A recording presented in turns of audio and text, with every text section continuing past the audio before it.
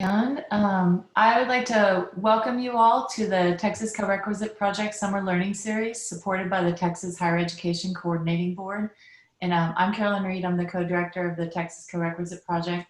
I want to do a quick reminder that we will have webinars every Friday through August 14th this summer and some additional webinars. And next week, our focus is on virtual teaching strategies. We have one on Thursday at 10:30 in the morning, collaborative learning for virtual corequisites. And then we have one Friday at 1 on creating effective learning environments at a distance. So you should definitely, hopefully you can join us for both. And if not, at least one. And I will put this in the chat also, but if you are not already on our listserv and being notified of these webinars, you can email me at creed@austincc.edu to be added to the listserv. And I will also post our webpage where you can see the upcoming events and you can see recordings and materials from past events. We're still waiting on a few of them, but we have a lot of the videos of the past webinars posted. And today we're going to talk about engaging in rapid cycle approaches to corequisite improvement. And our presenter is Lindsay Dougherty. Dr. Dougherty is a senior policy researcher at the RAND Corporation. Her work focuses on issues related to post-secondary education and workforce development. And Lindsay received funding from the U.S. Department of Education to conduct 3 studies related to developmental education reform in partnership with American Institutes for Research, the Texas Higher Education Coordinating Board, and 8 Texas community colleges. These studies included an experimental evaluation of English corequisites and continuous improvement work with colleges implementing holistic advising and supports for students testing at ABE levels 1 to 4. So I'm going to hand it over to Lindsay. Thank you, Lindsay. All right. Hi, thank you, Carolyn. Hi, everyone. I know there are some familiar faces in here and also some people I haven't met before. So good to see new people. I'm really hoping that what we talk about today will feel useful for you. It's something that we have been working, as Carolyn said, with 8 community colleges on over the past 5 years. And I think that these tools can be really valuable, and it's a process and a set of tools that you have that you can then use and reapply again and again to other policies and programs beyond corequisites. So it can, take a little work to learn the process, but once you learn it, it becomes such a valuable thing for your college. And so I'm excited to talk about it today. I will say that I know you all have been working on becoming experts in Zoom and online presentations, and I have been doing less of that. I've been working on papers over the last couple of months and sitting on the computer by myself. And so apologies for any Zoom technical difficulties or anything like that as we're going along. So before we get started, hold on, let me make sure I'm clicking on slides here. Speaking of technical difficulties. There we go. I just wanted to acknowledge that funding for this work came from the U.S. Department of Education. And so we're going to talk about 4 different things today. So first, I'd like to discuss how we might define continuous improvement and why it might be valuable for you all as you scale corequisites. I'm going to use the terms continuous improvement and rapid cycle improvement somewhat interchangeably in this presentation. They mean slightly different things, but it's not worth getting into those details. So, I'll provide an overview of one particular approach to rapid cycle improvement, which is a plan, do, study, act cycle. And I'll give an example of how this approach might be used for corequisites. I'll also talk through the ways that Texas colleges have implemented plan, do, study, act cycles, give a few examples of that. And I'd be really interested to hear, what types of issues you would like to use continuous improvement for in your colleges. I also want to talk about some of the barriers to continuous improvement work and then work on thinking through with you all some of the strategies of how to overcome those barriers to continuous improvement. So to get started, I was hoping I could get you all involved and have you all type in the chat box, or I guess unmute yourself, probably easier to type in the chat box for this one. When you think about continuous improvement, what does that mean to you? Anyone in the chat box? Changing with the time, that's a good one. Evaluation, assessment and improvement. Learning new things, keep redoing things and learning what works. Yep, I see a lot of things on growth here, a lot of mentions of data, reviewing data, and not waiting until the end, making it kind of front loading, you know, and thinking through the data piece on the front end, which is important. And analyzing program strengths and weaknesses. I think that also is a key part of this. So I think you all are right on target, but just to make sure we're all kind of on the same page on this, for the purposes of this presentation, I'd really like to define continuous improvement as an ongoing and structured process for educators to improve the quality of programs by, one, identifying challenges, then going to develop and test options for improvement, and then using data to inform program development. And so one of the key words here is ongoing. This isn't something you do once. It's really it's something that you build into your program development and your initiatives to be, you know, again, continuously working to refine and improve that program. Another key phrase here is structured process. This isn't just about having a college culture where everyone wants to be improving. This is really about having a very clear process for doing so built into your plans for scaling programs. And so today we'll focus on plan, do, study, act cycles as being the way that you would develop, test, and scale these improvements to your programs. So why is rapid cycle continuous improvement valuable? Well, first, you know, continuous improvement is really adaptable. So it was actually developed in industries like healthcare and manufacturing prior to education. We really borrowed that from this approach from these other fields. And so if it can be useful in manufacturing and it can be useful in education, that makes it probably pretty adaptable. But also, even just within education, you know, as I mentioned before, you can really use it for almost any type of program or initiative or anything you are trying to do in the college. So second, continuous improvement really helps you all to identify, prioritize, and address real issues that you're facing on the ground. So I know you all have a lot of different programs and initiatives that you're rolling out, often at the same time. And there can be many different issues with each of these different programs. And so it can feel really overwhelming. You know, you have 100 different issues that you need to deal with. And so what continuous improvement really forces you to do is focus in on one of those small challenges, a real small bite-sized challenge, tackle it, make an improvement, and then move on to the next issue. So a third benefit is really about improving the way that colleges use data.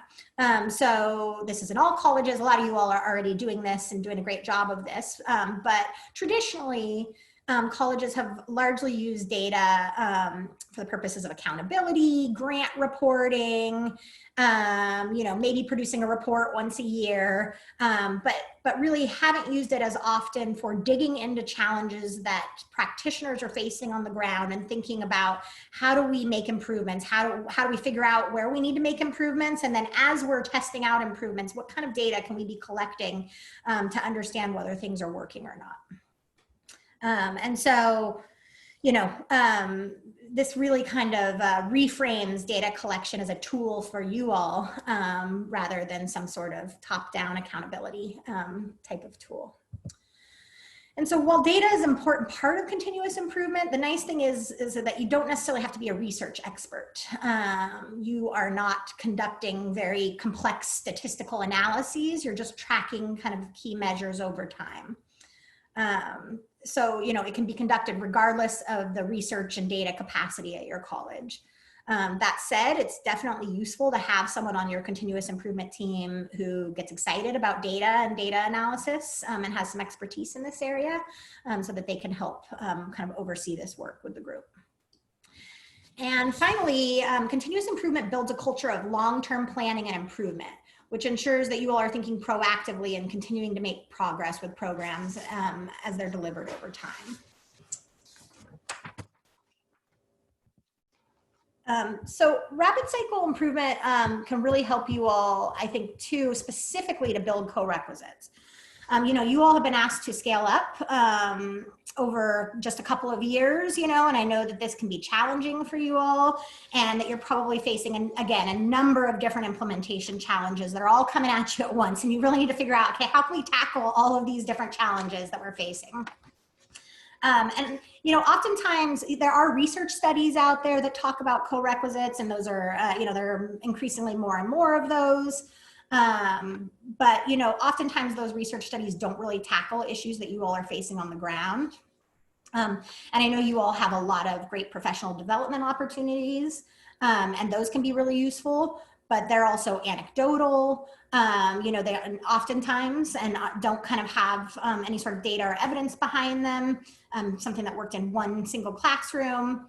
And another challenge with some of these professional development sessions is that they may not be as relevant for your college. You have a different co-requisite model, or it just doesn't make sense in your context. So what's really nice about continuous improvement is that you're building your own evidence on the ground on your own co-requisite models. And so it's really relevant to you and directly addresses the issues that you're facing. Stop advancing here. All right, so now I'm going to give a quick overview of one particular approach to continuous improvement, which is a plan, do, study, act cycle. This is one of the most common tools used for continuous improvement. You know, I'm going to first talk about kind of just give a broad overview of the basics of what a plan, do, study, act cycle includes, and then I'm going to use an example of how this process might be applied to a particular problem with co-requisites. So in the plan stage, the first thing that you need to do is really figure out what is the problem that we're going to tackle. So for example, you might find that you have, you know, as you've scaled the co-requisite down to students who score at lower levels on the TSIA, that these students are really struggling with the content, and you need to figure out some sort of strategy to target their basic needs in academic areas. And another issue might be that you have instructors, two instructors in a model that are teaching together, and you would like to improve the alignment of instruction with those two instructors. Or that you might have issues outside of the classroom, like scheduling or advising issues that you want to tackle. So the first thing is to really nail down this problem of practice. After defining the problem of practice, the continuous improvement team will need to identify a specific cycle objective. And so a cycle objective is really what you think that you want to test out, some sort of thing that you think might be an improvement, but you're not really sure. So let's implement it and pilot it with a small group of instructors or advisors or whatever the context is, and study it. And so figuring out what is this improvement that we're going to test out. That's the second piece of it.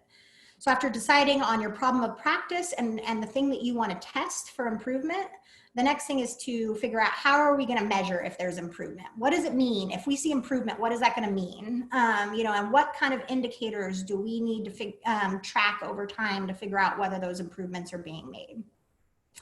And then beyond that, you need to define your key activities for the cycle. So really think through what do we need to do to carry out this work. Again, what data are we collecting? What change are we rolling out, and how is that going to be rolled out to test it? And you need to develop a timeline for those activities, and then assign roles and responsibilities. So create a core team that's overseeing the continuous improvement work that is, you know, taking responsibility for carrying out the different pieces of that work. So next is the do stage. This is really about where you're testing out your new improvement. So you pilot it.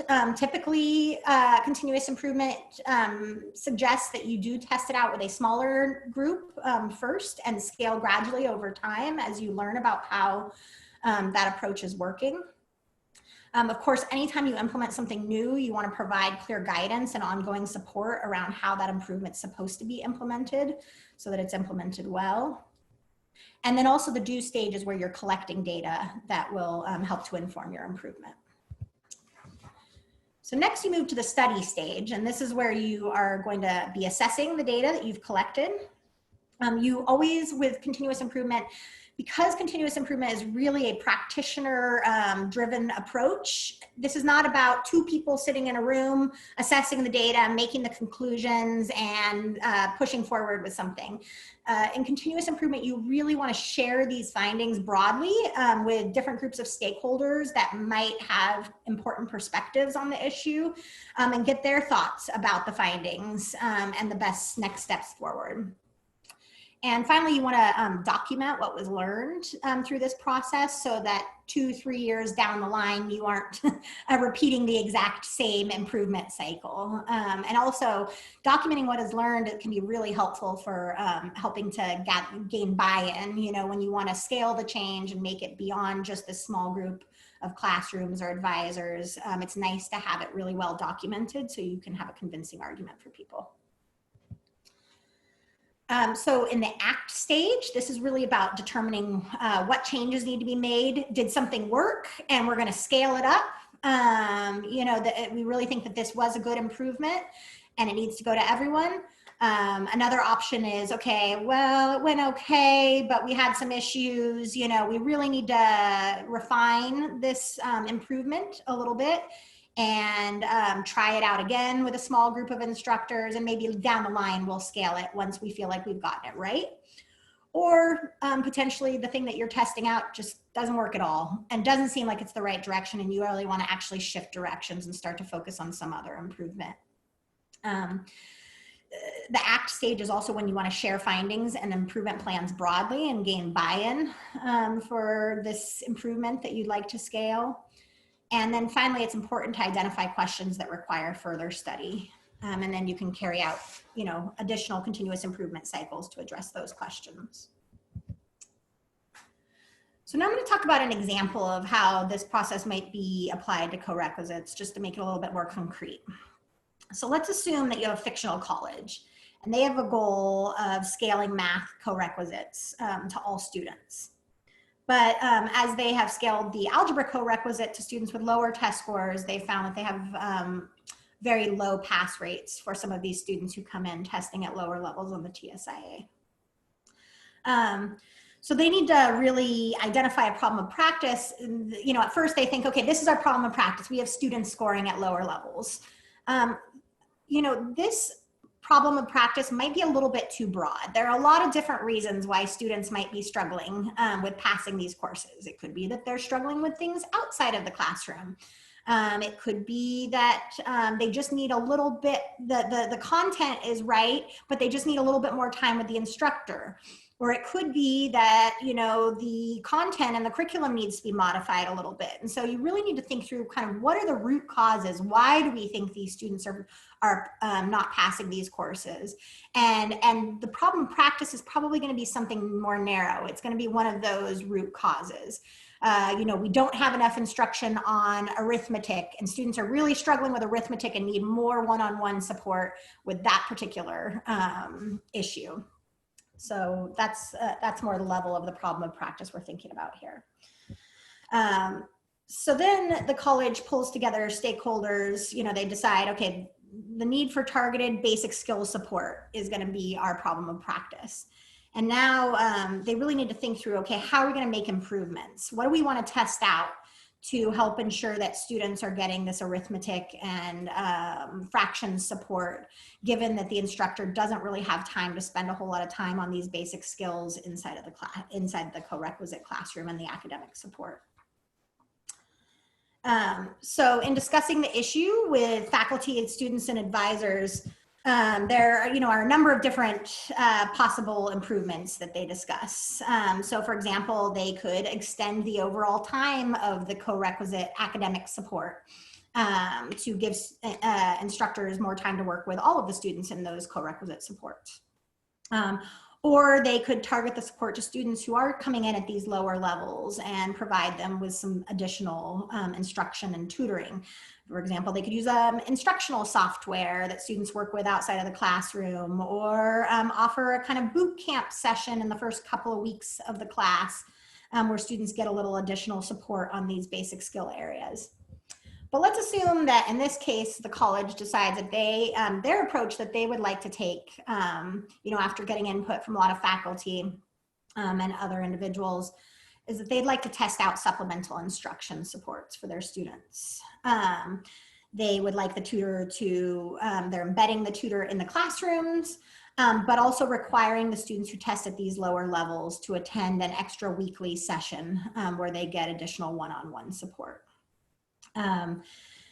The tutor is explicitly, the tutors are told to focus really on these basic math concepts that are not, where there's not really enough time to talk about them in the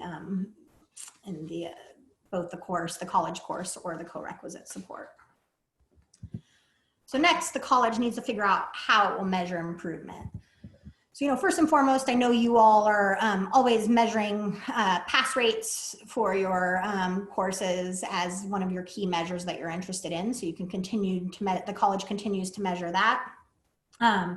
But, there's also a lot of other information that's needed. So let's assume that, the college rolls out this supplemental instruction report, intervention, and doesn't see any sort of change in the pass rates for students in the course.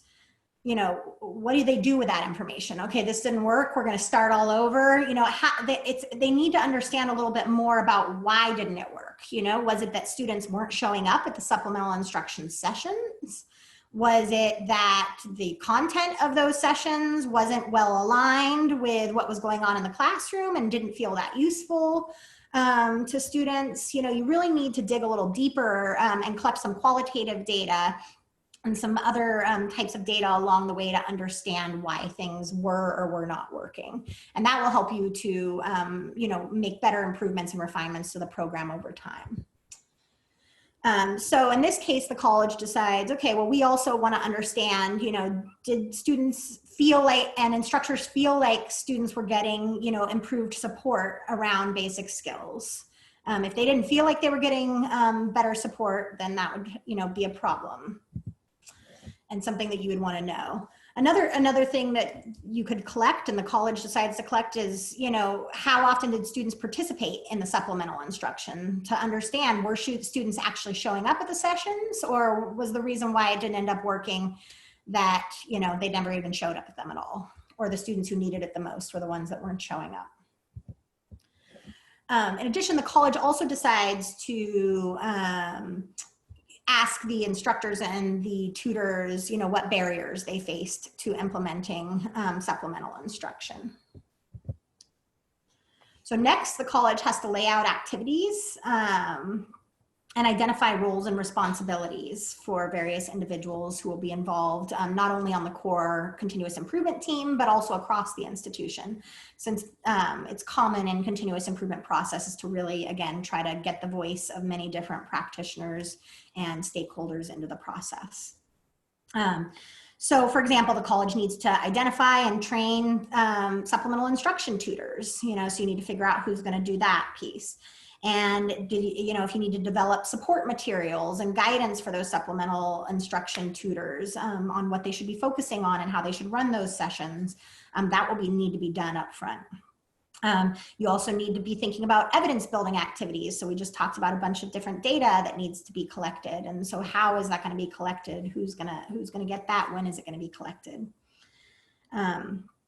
And again, it's really important to assign clear roles and responsibilities so that there's one individual on the continuous improvement team that is responsible for those student surveys, and can report back to the team on, when those will be administered and how that data will be used. Finally, as the last part of the planning process, the college maps out a timeline for the improvement cycle.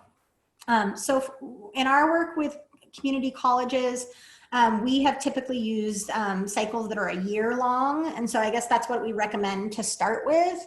But I will say that continuous improvement experts really recommend a 90-day improvement cycle, which is very quick and very tough to do. And so, that's what you're working toward as an end goal, is that you're really like going through these cycles very quickly, so quickly that you're actually not able to assess course passing data.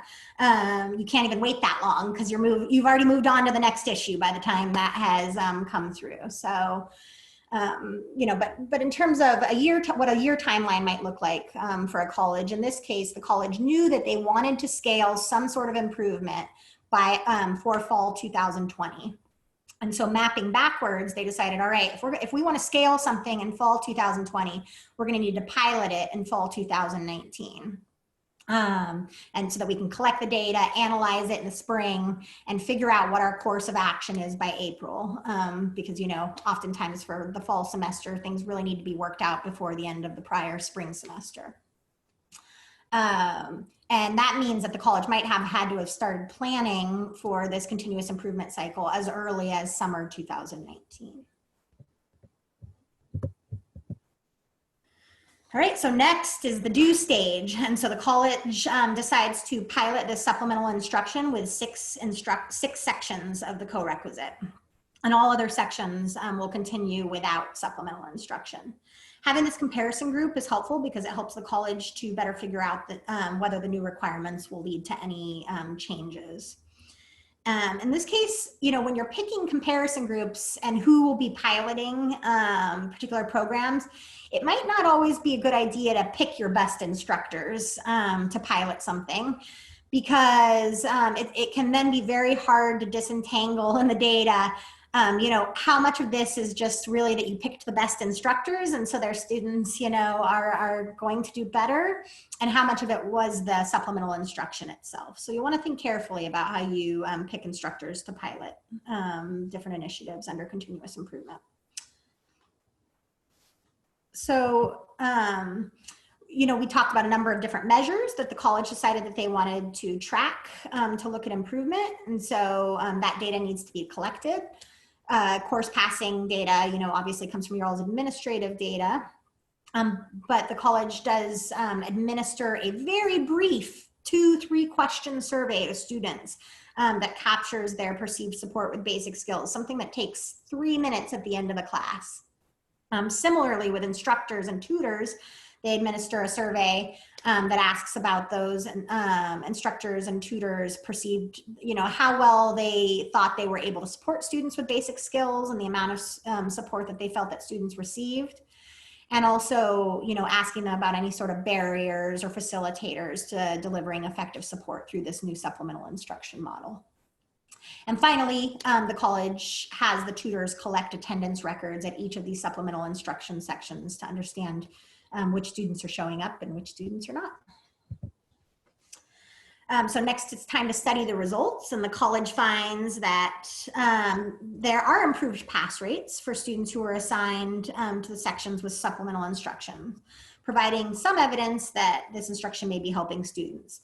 But again, you need to be cautious when you interpret, because it's different instructors who used supplemental instruction and didn't. So you can't necessarily be certain that the supplemental instruction caused this change or this difference in passing rates. And so, you know, again, that's one of the valuable things about digging deeper and looking at other data points too, to make sure that they all kind of agree that this really is what seemed to have been driving the improvement.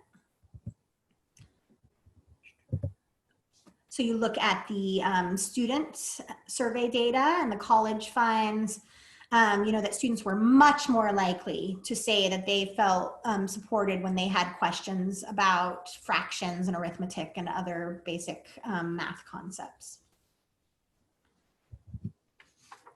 And then the other data that was collected by the college suggested some areas for ongoing improvement. So there were a number of students who weren't showing up to any or very few of the supplemental instruction sessions.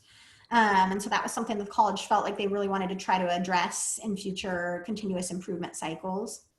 And also tutors and instructors both suggested some areas for improvement in the way that the support was provided. And the college could use plan, do, check, or plan, do, study, act cycles to more systematically test out those refinements to their supplemental instruction. So next, the college moves to choose a course of action. They decide that, okay, this seems like there's some good evidence that this is working for our students, and so we think it's worth scaling it to all of the sections of our algebra co-requisites. And the college also decides to continue with at least one more rapid cycle, one more plan, do, study, act cycle.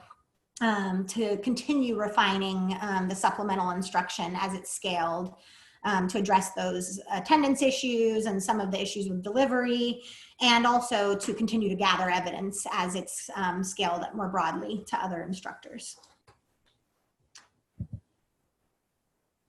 And you know, again, you want to identify all these other barriers and other issues that might be being faced. You know, one other thing that you might find through this process is, okay, we've gotten these students these extra support, but what we haven't addressed are these outside of classroom issues. And actually that is contributing to the lower success rates of these students. These are the students that are also most likely to be struggling with basic needs, struggling with food and housing insecurity. And so it can't just be this supplemental instruction in the classroom. There's some other intervention that needs to take place and some improvement that needs to take place in terms of connecting these students to resources outside of the classroom. And so you can also conduct you know, cycles of continuous improvement that focus on other issues that are driving this larger problem of students struggling with success in algebra courses or algebra corequisites. So with that, I'm going to pause for just a second.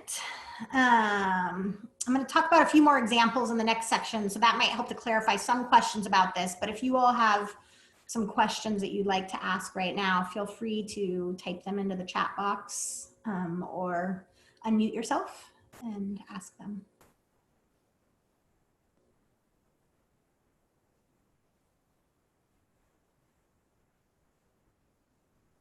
All right, I'll keep pushing forward, but I do have the chat box open here in case anyone comes up with any questions as we're moving along. So I want to talk a little bit about some continuous improvement work that we did in Texas and give you all some examples of the type of continuous improvement work that happened last year with some colleges. And I'd also be really interested to hear a little bit about what you all think that you might want to conduct continuous improvement around, you know, some of the issues that you're facing at your colleges. So in June 2019, we partnered with the Texas Corequisite Project to co-host a convening, and 30 Texas colleges, both 2-year and 4-year colleges, participated in that convening. We worked with colleges to develop, we provided them with kind of coaching similar, we borrowed from the Pathways initiative and the guided pathways work that you all have been doing with your coaches and that project, and developed a coaching support and did one-on-one coaching with institutions as well as coaching in groups of institutions with similar types of issues. We asked colleges to identify a problem of practice and identify something that could be tested in a rapid improvement cycle. And then we worked with them to map out a plan for carrying out that work in the 2019-20 academic year. And we continued to offer support to colleges as needed through February 2020. So these are the types of issues that these 30 colleges chose to focus on. So there were a group of colleges that were really focused on issues related to marketing, advising, and placement. There were a group of colleges that were really focused on improving the models that they had in place. So things like trying to align instruction across 2 instructor models, or for some of the larger college systems, trying to streamline models across their different campuses. For one particular college, they already had supplemental instruction, but were having trouble getting students to show up, and so that was their issue. And then a third set of colleges were focused on, you know, within their models, trying to do something to better support certain groups of students, including lower students who kind of come in scoring at lower levels, or students who had failed the corequisite once and, you know, needed to retake it. In some case, all struggling students. So again here, you know, some of these problems of practice might have been a little broad, you know, and we worked with colleges to narrow them down a little bit and think through, okay, why are students struggling, and what is the kind of narrower issue that you want to tackle through continuous improvement. So I'm curious for you all that are on the call, what types of things might you want to address on your campus? What are some of the biggest challenges that you're facing right now with corequisites, where you really think that you would like to test out some different improvements to see if they could work? And you can go ahead and use the chat box to put those in. And I'll wait a minute or two to give you all some time. So improving student persistence. So again, there, I think it's really getting back. One thing, I think there was maybe a link to the toolkit in the chat box here. Oh no, that was a different link. There will be a link at the end of the session to a toolkit that we provided. And so one thing you'll want to do to narrow it down and get to those root causes is you can use this fishbone diagram exercise that we have in that toolkit. And that'll help you pull together a group of stakeholders to really map out, okay, what is causing these student persistence issues? Again, is it things outside the classroom? Is it things inside the classroom? What's going on? And what's this kind of small issue that we can target? So I see streamlining curriculum and ensuring more consistent instruction. I assume that means maybe across different instructors and classrooms. Assessing how well an embedded tutor model is working. So similar to the example, improving students' time on task. So these are all great examples of things that you can use continuous improvement for. Another important thing to say is, it's really important that your problem of practice is something that your institution actually has leverage over. So yes, there are a lot of things outside the classroom that lead to students to struggle in corequisites that the institution really can't do much about, and so you can map those out as one of your root causes. But when you're choosing the problem of practice to focus on for continuous improvement, you'll want to think carefully about, okay, do we actually have the power to make a change in this area? So I see a couple more issues here in the chat box. Improving equity in student outcomes, that's a big one. Reading comprehension challenges. Okay, so that's a definite challenge, figuring out how to get that in place. And it looks like they've developed some new faculty resources that they would be testing out and seeing how those were going. I also see here not hitting 75%. So this is a question, I think, for Suzanne. I see Suzanne's on the call. I don't know, Suzanne, if you wanted to chime in on this one or maybe hold off until later on this one, but definitely reach out to Suzanne with that question. That's not a good one for me. I'll go ahead and move on to the next slide. Another improving reading comprehension I see. So here are some examples. I'm going to give you two examples of continuous improvement work that was done by colleges who participated in that convening last year and received that coaching from us.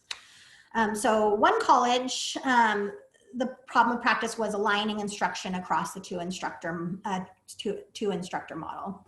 And so what this college decided to do to address this issue was to test out several different requirements. They wanted instructors to use a new calendar to coordinate together. They wanted instructors to have weekly calls, and they wanted all instructors to be using Blackboard. So they rolled this out.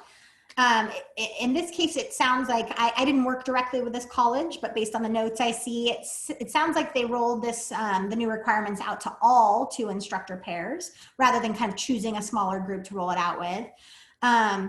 And they conducted conference calls with pairs several times during the semester to get feedback on the requirements and how they were going. At the end of the semester, they also compared gaps in pass rates between one instructor and two instructor co-requisites. So their comparison was really like, we see a big gap between one instructor and two instructor co-requisites before we test out these new requirements. And does the gap between one instructor and two instructor co-requisite sections kind of shrink as we require these additional things of two instructor pairs? So ultimately, the college did not really see reduction in the gaps between one instructor and two instructor models of co-requisites, but they decided to retain the conference calls because they thought they were really useful in getting feedback from instructors about what they were facing challenges with. They also, rather than continuing to refine these particular requirements, they decided to focus on a new issue in the next cycle related to ALEX-based models of corequisites. So another example of rapid cycle improvement that we saw in Texas was this is very similar to the example that I gave earlier. I drew the example from this case. So this college, they were really struggling to get academic support to students, and they decided to test out supplemental instruction. They hired tutors, they collected surveys from students and interviewed the tutors, and they analyzed pass rates. They found that pass rates, they did not see a change in pass rates in this one semester. They did find that tutors were perceived as being helpful in some cases, but in other cases, they really heard from instructors that tutors could be kind of disruptive in the classroom. They had small classrooms, and there just wasn't the room, and it seemed to help sometimes more than to hurt, or to hurt more than to help, to have these tutors in the classroom. And so they decided in their next cycle to continue refining supplemental instruction, really figure out how to better have the tutors providing both in-class and out-of-class support without disrupting class time.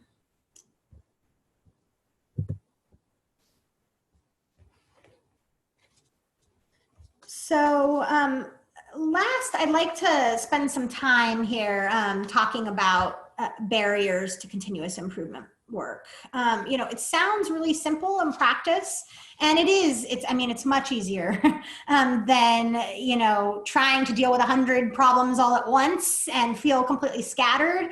And once you master this process, it feels easy, but there are some. It takes time, and it takes investment and focus, and there can be barriers, to being able to do this. And so you really need to think about, okay, we're going to run into some of these barriers, and how do we overcome them? So, in terms of the type of dedication that continuous improvement requires, again, when you have 100 different problems in front of you, sitting down and focusing on one, that takes some work. And it takes real commitment to, we need to fix one thing before we move on to the next one. It's just not the normal way that things have worked in many colleges, and so I think, especially when something seems like a very small issue, to spend so much time on it and focus on it so intensely can be a challenge for some colleges. Colleges also really need to prioritize, again, I've hit home on this a couple of times. Continuous improvement is really about the practitioner voice and bringing not only, creating a diverse team of individuals who are working on that core continuous improvement team, but also regularly pulling broader groups of stakeholders into the process. So as you develop your plan, reach out, bring it to a faculty meeting and run it by everyone and get their input, and collecting data from people is another way of getting input from a broad range of different stakeholders. And then as you have your findings, going over them with people and getting different types of perspectives about what you're finding before you make your decision about what you're going to do. And so this all takes time, not only your time to run these meetings and get this input, but the time of all the people who have to participate. And so, this work has to feel important to people to put in that time. And in particular, having to meet very regularly to oversee this work for the task force can take a lot of time. And so you really need to be able to carve out time and resources to cover this work. Another thing that can be really challenging for college is data collection. Both in terms of the time it takes and, expertise and red tape that may be in place at your institution, restrictions on your ability to, collect data. And so working through those can be tough. And, it also can just be hard to make change quickly. You may not have the authority to make changes. Again, there may be kind of rules, regulations, processes in place at your institution. And so, continuous improvement takes work.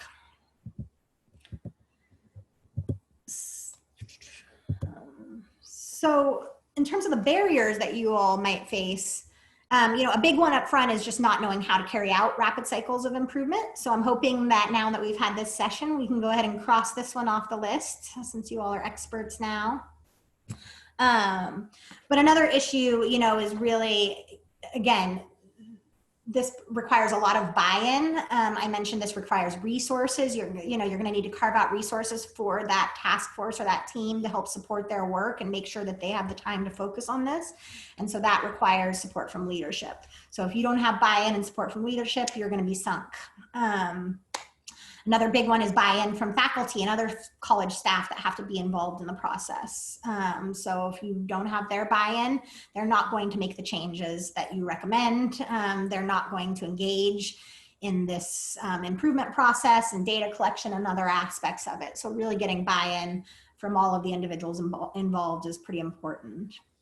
As we talked about on the last slide, finding time for the team to meet frequently can be a challenge. And there can be data collection challenges. And another big one that we hear about is, unwillingness of certain individuals on a team to challenge beliefs, and really the group of individuals who are brought onto a continuous improvement team need to be people who can, take a hit, and really examine what they're doing and think through whether or not that's working. And so people who tend to think that they're doing everything right and don't do well with criticism or, being critical of themselves and their practices usually are not good people to have on your continuous improvement team. Again, if your team doesn't have the authority to act on findings from the process, that can be a major challenge. And extensive rules and requirements and processes can also be quite difficult. So I want to do a quick poll with you all and, hear about what do you think are the biggest obstacles that you might face at your institution. So rather than doing this in the chat box, we're going to go ahead and send out a poll to you all, hopefully in a second. And if you can just mark off all of the things that you think might be obstacles to continuous improvement at your college.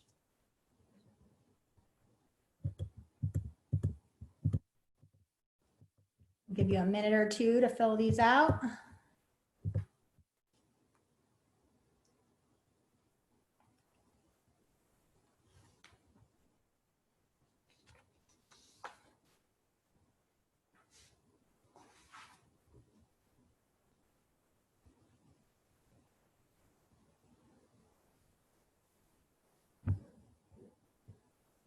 This is my first time seeing a poll live on Zoom, so I'm excited to see what actually pops up here at the end.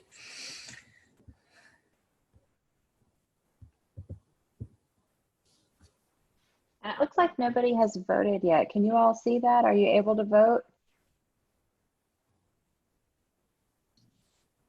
I voted. Yeah, I know I voted as well.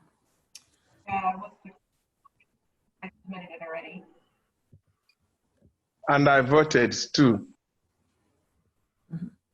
I think whoever conducted the polls, the one who gets to see the votes coming in. Yeah, that should be Christy.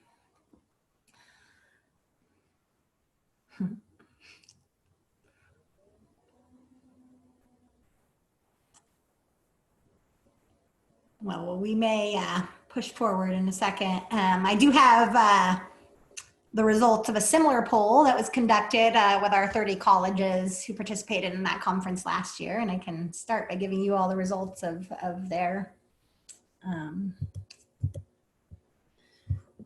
poll. So when we asked the 30 colleges participating in the conference, the top 4 biggest challenges they anticipated facing to continuous improvement were limited time to collect data, limited time for the core continuous improvement team to meet, to oversee the work, limited authority to act on findings, and a lack of faculty buy-in. Pull the chat back up here. Okay. There we go. So now we have our results. So limited time for the team to meet frequently was definitely the winner for us. We saw more, data collection challenges popped up. And it looks like, yeah, limited support from leadership. That hasn't been a problem in either of the polls. So I think we're okay there. And it looks like people are willing to challenge their beliefs, but it really is data collection challenges, lack of buy-in from faculty, and limited time to meet frequently. I also see kind of extensive rules, requirements, and processes popping up here as one of the most common. So I would love to have a little breakout activity here where we try to think through a couple of these barriers and come up with some strategies for how we might overcome them.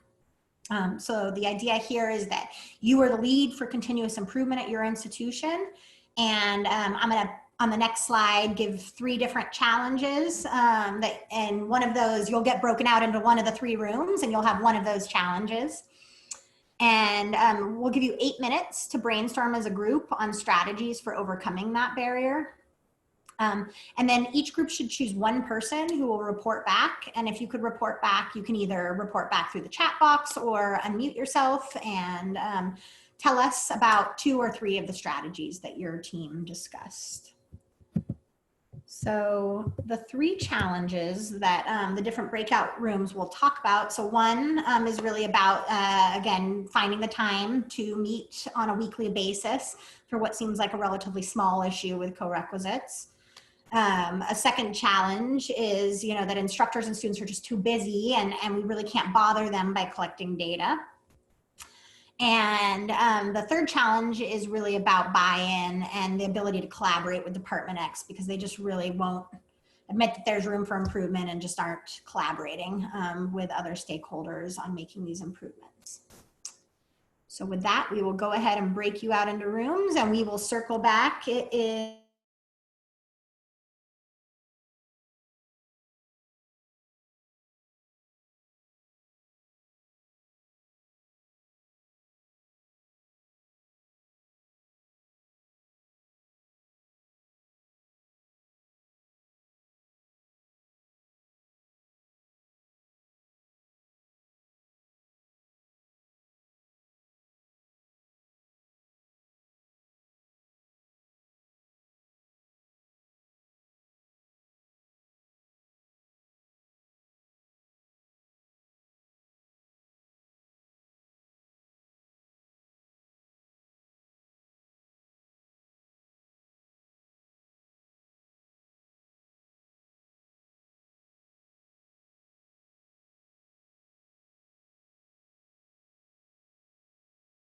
important to the college, then they're going to be more interested in spending time on it. Again, creating resources and carving out time for this work. So not adding the responsibility to be on this continuous improvement team on top of everything else that someone's doing, but providing the resources, whether that's course buyouts or whatever else, or taking things off of people's plates so that they can spend time on this. And then also, making sure the people who are on the team really value the work and think that it is important so that they're going to make the time. So how about group 2, the group that had the data collection issues? Okay, so it was posted in our chat. It said room 2 challenge 1. So we answered the question. That's number 1. Sounds good. We did have a couple other things we mentioned besides what everyone already has said. The things like using Google Docs and stuff to share, that was mentioned. Sometimes having virtual conference. A lot of people mentioned that their colleges in general had Fridays off so that it could sometimes be used for meetings and that kind of thing. Scaffolding was mentioned, like if there's enough preparation ahead of time, which sort of ties in with what's already been said as well on that. Those are some ideas that we were talking. A lot of what Jonathan and you have said, Lindsay, was also echoed in our group breakout. So thank you. Did the third group get the same challenge too, or did you all end up with one of these other different ones? We did get the challenge number 3, and we took it in a lot of different directions. One of the things that stands out to me that Marta Edwards, I think, said was reminding other faculty, maybe from different departments, that these are all of our students, you know, we come into contact with them and support them in some way. So trying to build like empathy and a sense of connection. So like the social emotional component of all of this. I said that for me, it would be helpful to have more research to be able to point to on this, since, you know, like having the time to locate that, it takes time and it makes the argument stronger. And then there, two others chimed in. I think one was Susie, maybe. I don't remember now, but it was an S name. Are you there, Susie? Yeah, I'm here. Oh, Sue. I'm sorry, Sue. That's There's a okay. Z in your name. Sue, did you want to speak a little bit to your point? Because I don't know that I could explain it very well, if I'm honest. Well, you kind of did about not everyone realizing that they are all ours, that we all belong to, they all belong to all of us, and that it is all of our responsibility. And then I went on to talk about, you know, unfortunately, the silos that exist, that some groups of people only want to be responsible for what they see and what they do, and everything that happens outside of that silo is really not their responsibility. But it's exactly the same thing. It means exactly the same thing. So I think it's just convincing people to understand that, you know, it takes a village. Yep, that's great. That's a great point.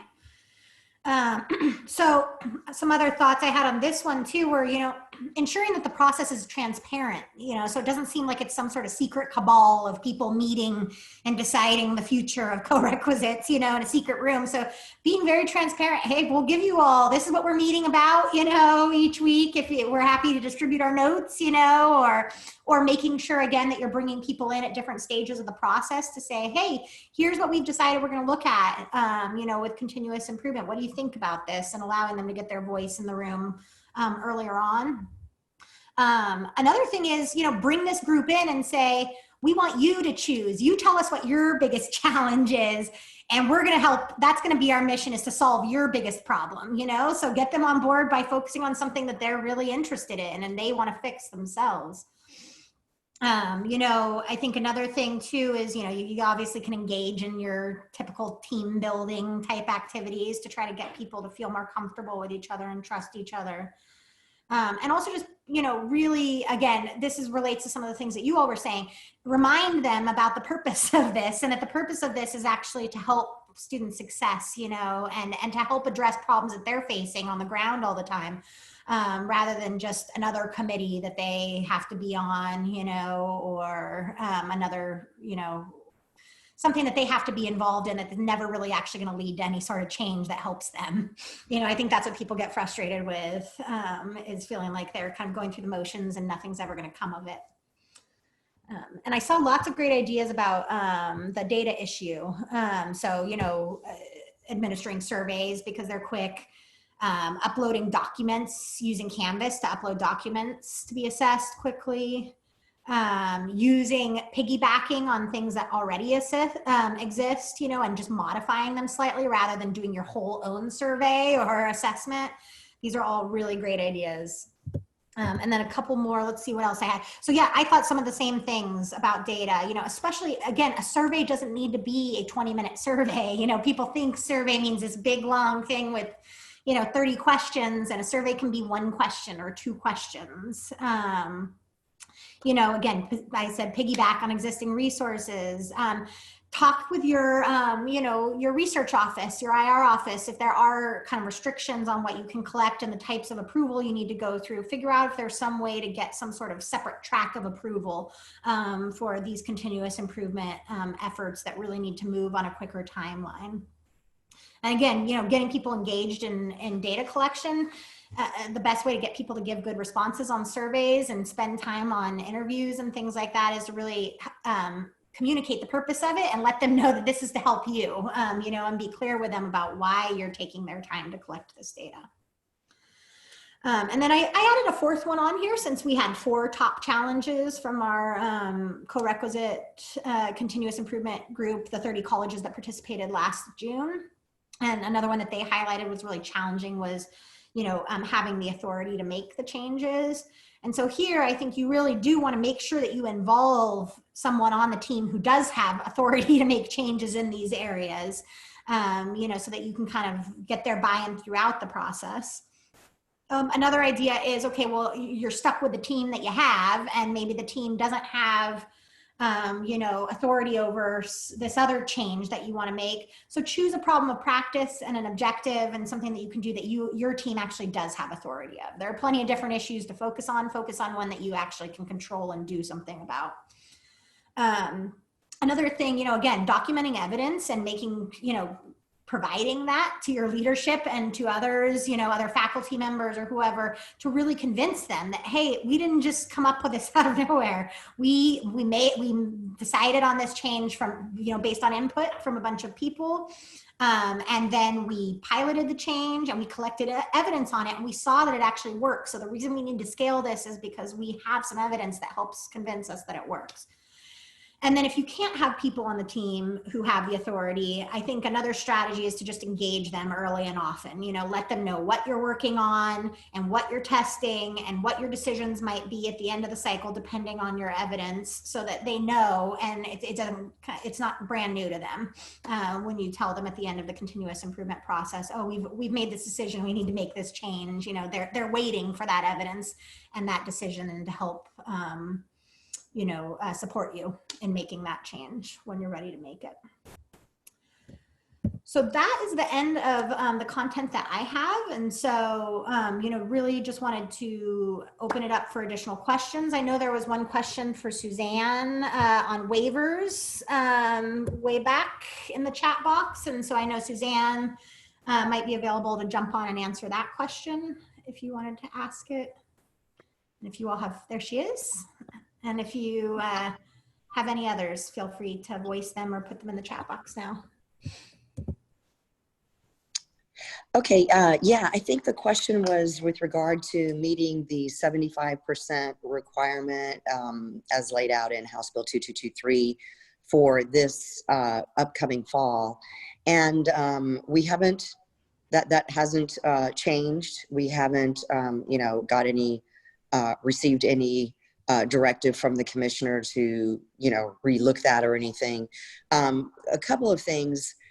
Most institutions are either at or near 75% based on our DEPS results. In fact, quite a few are actually even moving ahead to 100%. And again, we're talking about the eligible student population, so all of the exemptions are still applicable. But the question was, I think, more related to the TSI waiver. So it's the temporary allowance for use of multiple measures to determine whether a student is college ready or not. So remember the requirement for the 75% of students in co-requisite, that is based, your denominator is based on actual developmental ed enrollments. So out of all of your developmental enrollments, 75% of those students in the developmental ed enrollments have to be in a co-requisite model. So if you've determined through other measures, maybe high school GPA or something like that, that a particular student can directly enroll in a college level course, they're not in a developmental course, so that won't impact your 75% in any way because there is no developmental ed enrollment involved for that student. Does that help? Hopefully. Yeah, please feel free to, continue to, provide your questions if you still have additional questions. But I did want to add something else, if I may, Lindsay. Yeah.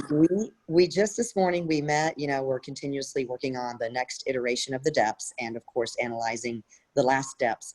But I wanted to go ahead and announce that we will have a webinar It's tentatively scheduled for August 4th, 1 to 2:30. It's, I believe, a Tuesday. And we'll be sending all the registration and login information to all the DEPS contacts, as well as to all those who are on the TSI DE listserv. And we'll also, announce it in the memo in that way.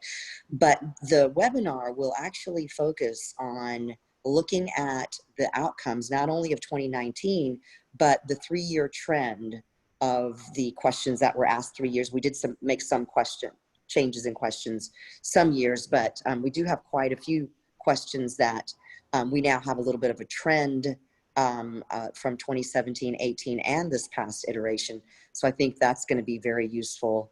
And again, looking at all the questions, and then we're also going to invite some suggestions for something you'd like to see on this next iteration on the 2020 DEPS that you think that would be useful. And while we can't promise that all of these suggested questions will make the actual cut, but we will certainly, consider all of your suggestions for additional types of questions. And again, remember, the whole purpose of the DEPS is to get more nuanced information that's not already reflected in our regular CBM reporting. And Suzanne, I see a follow-up question that says, I had the impression that TSI terminal students were not to be included in the denominator. Is that correct? TSI terminal students. Okay, not sure what TSI terminal means.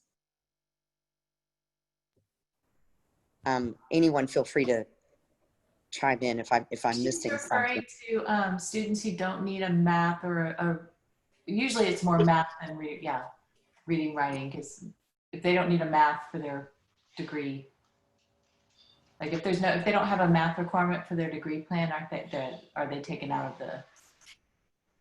Yes, yeah. If a student is in for example, AAT or a certificate program that does not require a college level math, then they don't need to be TSI met in order to graduate. And so again, the whole thing around the denominator is based on your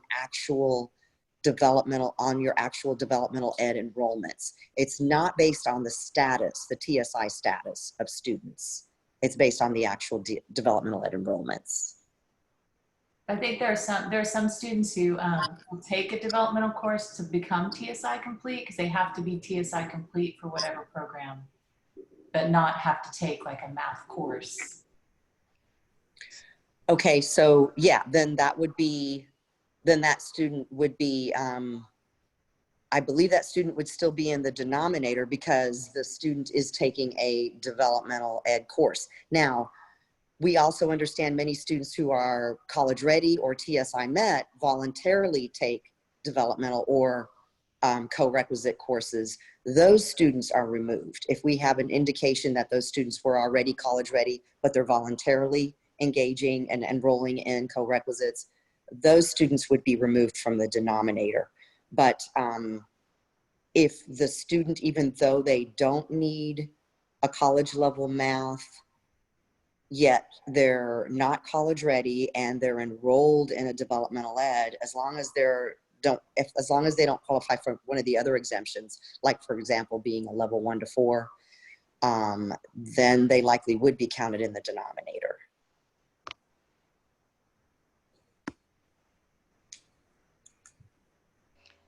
And I hope you saw Jackie. I know you asked a question about pathways curriculum, and I saw that Christy responded to you in the chat box there. Any other questions? I know you all would probably love to have your 5 minutes of your Friday afternoon back. So we can also end early if there are no other questions.